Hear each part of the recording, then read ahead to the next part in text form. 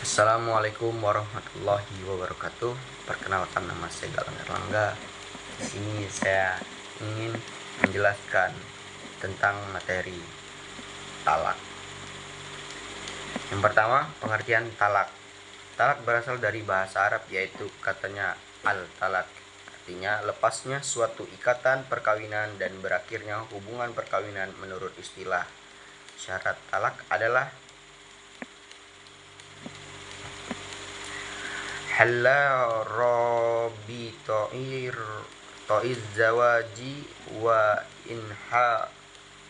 inhaul ala ala qatil zaujiyah, yaitu artinya melepas tali perkawinan dan mengakhiri hubungan suami istri.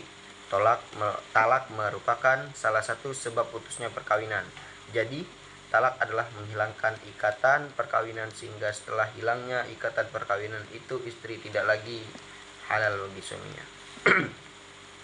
Menurut Wahbah al-Zuhaili, setidaknya ada dua alasan mengapa hak talak berada di tangan laki-laki. Yang pertama, perempuan perasaannya sangat halus sehingga dikhawatirkan gampang menjatuhkan talak akibat terbawa perasaan.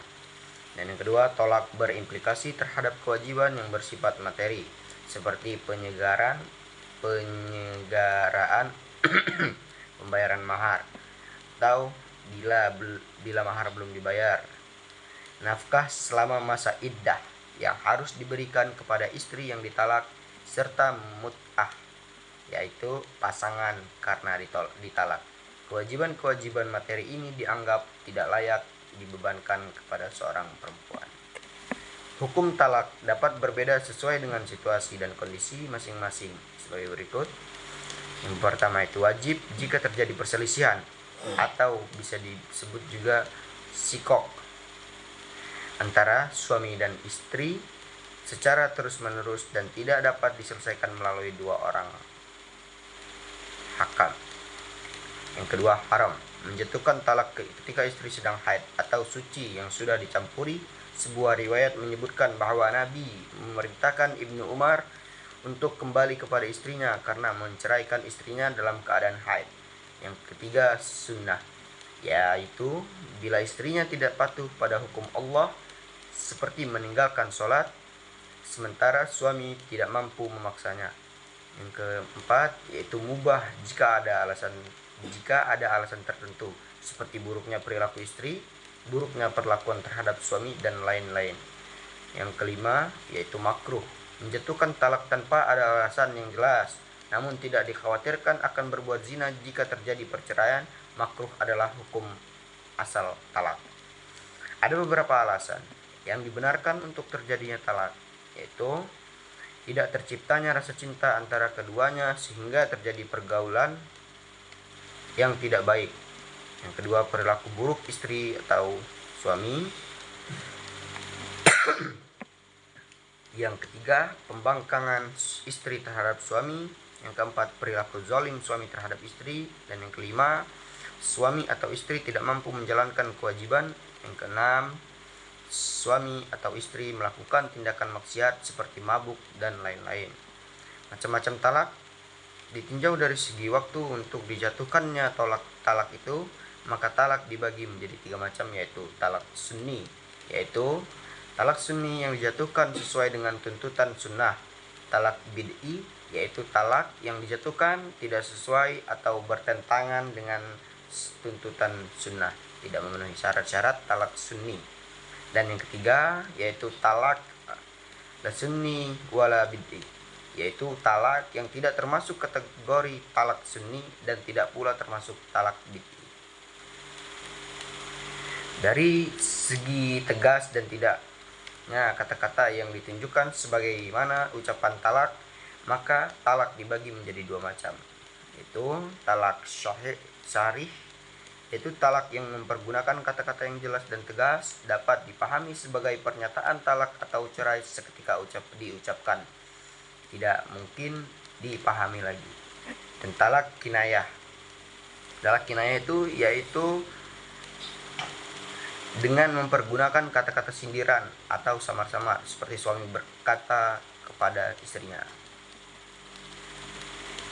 Syarat dan rukun talak itu yang pertama, tidak hanya dapat dijatuhkan oleh suami atau yang mewakili yang baligh, berakal dan tidak dalam paksaan. Yang kedua adalah kehendak menjatuhkan talak. Dalam hal ini seseorang sengaja mengucapkan lafaz-lafaz tidak sesuai maknanya sekalipun tanpa didahului niat. Yang ketiga, sasaran talak adalah istri yang sedang terikat pernikahan sekalipun belum terjadi senggama atau sedang menjalani masa iddah talak raj'i. Keempat, ada hubungan pernikahan sah antara laki-laki dan perempuan tersebut. Dan kelima, lafaz talak harus mengandung makna pelepasan ikatan nikah, baik secara sarih atau jelas dan tegas, yakni talak firak dan al-syahr, maupun kinayah atau sindiran itu. Lafaz yang syarih tidak perlu niat, sementara lafaz sindiran harus disertai niat untuk menjatuhkan talak. Yang terakhir, hak talak.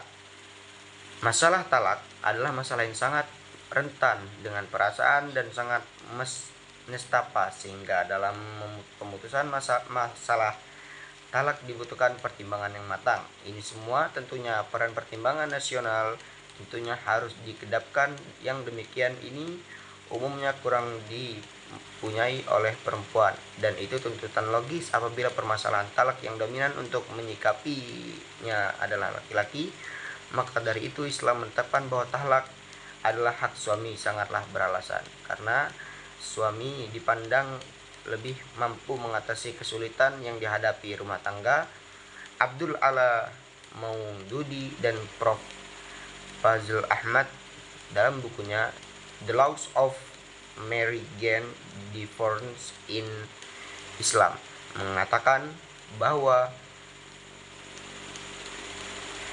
secara hak daripada suami terhadap istrinya adalah menceraikan istri yang tidak cocok untuk hidup bersamanya. Jadi kesimpulannya itu, talak bisa terjadi karena adanya pembangkangan istri atau suami dan hal-hal yang tidak berkenan bagi kedua orang tersebut. Terima kasih. Sekian presentasi dari saya.